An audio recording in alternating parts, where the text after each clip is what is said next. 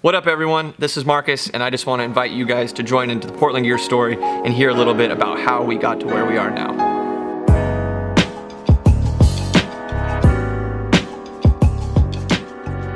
I was born here in Portland, Oregon in 1990. My parents and my sister all went to the University of Oregon, so I was pretty much brainwashed to be an Oregon Duck. I was raised going to Eugene on the weekends for Duck football games with the family, staying down there, walking campus. I was totally brainwashed, a Nike kid my whole life. I used to walk around the Nike World headquarters and say that I would pick up goose poop, even if it meant I could just work at Nike. You know, Nike was founded in Eugene and me going to U of O, and like my whole upbringing was just a mix of those two things, that I just loved product and I loved clothes and I loved shoes and I loved branding and I loved the Nike swoosh and the Oregon O and the simplicity of those and how those logos were like symbols for what I believed in, and that I could wear these things that I aligned with and that like made me who I was.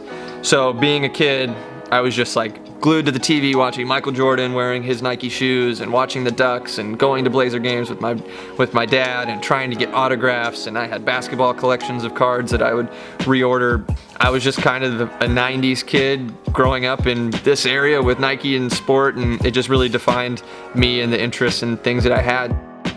I was a business kind of focused kid. I didn't know what that was going to turn into, and to be honest, I didn't really know what business was. I just knew that that's what Nike was. Nike was a business, so I should focus on business.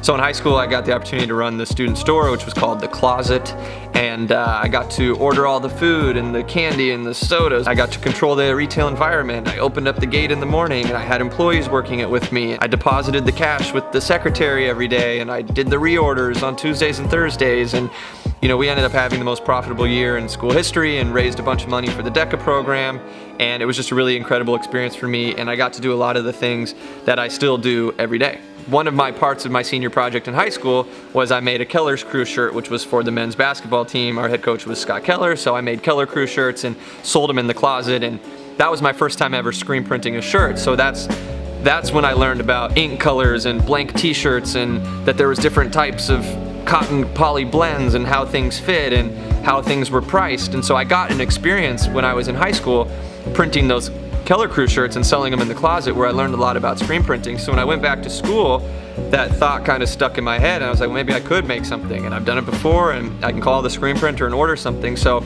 I came up with a surf skate brand, both of which I had never done before. I just thought in 2008 that was cool, and so I came up with the name of Updrift Apparel, which was this whole idea of, you know, movement in opposite direction was updrift, the definition of updrift kind of. So I was like, oh, that's gonna be me. I'm gonna make a brand that's different than everyone else, and I'm gonna change the waves and all this stuff. And I started walking through the dorms and filling out a little Excel spreadsheet with a name of a person and their size, and you know, sold them the shirt for 15 bucks, and maybe sold 20 or 25 shirts to friends and people in the dorms and to family members. And then I'd call the screen printer and say, hey, I need to order.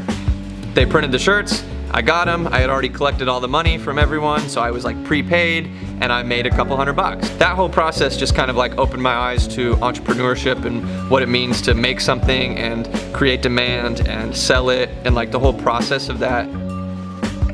Starting Updrift was all just kind of this compounding effect of learning product and brand and finance and business and all that stuff. So when I graduated in 2012 from University of Oregon, I moved back to Portland and just started flipping screen printing, and had the fortune of meeting a guy named Wookie, who became a future business partner of mine, where we started our first small business called Creative 35. Wookie had a brand called J Field, so we were helping him work, and we started throwing these Fashion Friday parties. And so Wookie and I kind of, you know, got our first office in downtown Chinatown for $1,000 a month, and we had no clue how we were going to ever pay for it, but we hustled and flipped screen printing and flipped custom apparel, and every month just barely paid the rent, and we never really paid ourselves anything. I was still living at home at the time, and so Wookie and I started this business, custom making clothes. We started meeting athletes and trailblazers and started making custom clothes for them. This is 2013 or so, 2014. Instagram is starting to get really big, so I got really fortunate and got @Portland on Instagram. I was like, I can create this community and this platform and share pictures of Portland, build this community, and maybe if it got big enough, I could help promote some of these little apparel brands that I was working on. And that was really the authentic place that page came from at the time. getting the Portland Instagram page was kind of like having Portland.com. I didn't really know what it would do or what it would turn into, but I came at it at an authentic place, and what happened was it started to grow like crazy. I'm still doing the Creative 35 stuff, flipping, screen printing. I'm building this Portland page, posting 2 pictures every day and commenting to people from Portland on Instagram. I'm starting to meet more athletes. I'm starting to get involved with some businesses in Portland like Travel Portland and OHSU, and promoting them through this Instagram page. And all those worlds kind of collided in November of 2014 when I realized that I had a passion for Portland. I had experience in screen printing and branding. I had always dreamed of having my own brand and being able to work on something. And I had like a desire to want to wear stuff that showed my Portland pride, being inspired by the Nike swoosh and the Oregon O and how simple those were. I ended up coming up with the Portland P logo, which is a really kind of vintage, straight-lined, old school looking logo with the state of Oregon on the inside of it. I came up with Portland Gear as the name for it, which was kind of all encompassing of different product. I printed a handful of 2 different graphics, Portland with the OR and then the Portland P logo. I did a photo shoot with my best friend Eli and a photographer buddy of ours, and we just walked around Portland and took pictures of these 2 t-shirts, and I launched it on Black Friday 2014. I posted 1 picture on the Portland Instagram page that morning, and I just kind of put it out there. I said, you know, show your Portland pride with Portland gear.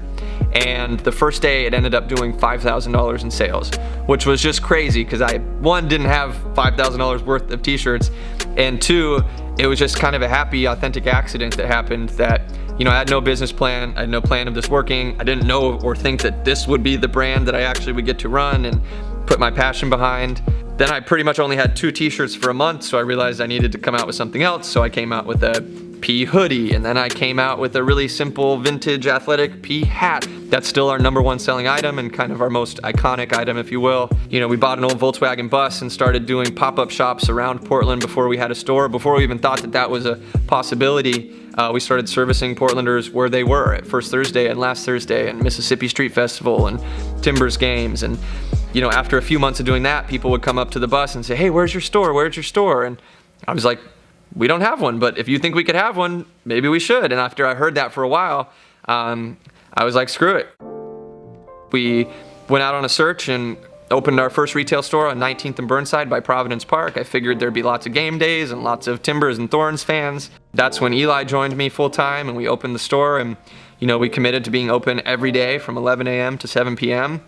When I sold my first order, I pretty much went 100% in on Portland gear and decided that I was going to give this my all and make it or break it and see what would happen and put all my eggs in this basket. And I'm very fortunate that I was able to do that. And you know, we're sitting here 5 years later with what I think is a good story, with support of amazing employees and opportunities and a community and a city that supports us. And you know, we work really hard to put the city kind of on a pedestal and let people experience the good in it that we get to see every day. And you know, we've done collaborations with very notable athletes and teams and been able to ship a piece of Portland gear to every state in 60 countries, which still blows our mind. And you know, Tinker Hatfield is the most famous Nike designer ever, and you know, he wears a Portland gear hat all over the world. Having these little stamps of validation over the last few years have been very profound to the young Marcus and me that, you know, loved the Blazers and sports and clothes and Nike, and to now have Blazers and Nike people and everything wearing Portland gear has been a pretty surreal full circle experience for us. And we just want to keep making cool Portland stuff that people enjoy wearing and that they can share with their community and that they can talk about and put on events that they can be part of and host engaging things that make everyone feel included, and just kind of be this epicenter of local business and pride and support and kind of all things that are good in Portland. I don't think there was one period in that whole sentence.